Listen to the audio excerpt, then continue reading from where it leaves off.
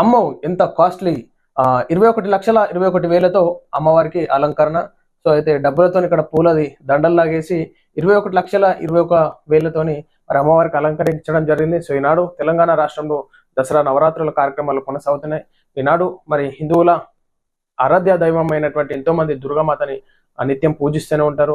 అదేవిధంగా దసరా పండుగ రాబోతుంది. అదేవిధంగా ఈనాడు తెలంగాణ రాష్ట్రంలో బతుకమ్మ సంబరాలు కూడా అంగరంగ వైభవంగా జరుగుతున్నాయి. మహిళలందరూ కలిసికట్టుగా ఎంతో సంతోషంగా జరుపుకుంటున్నారు.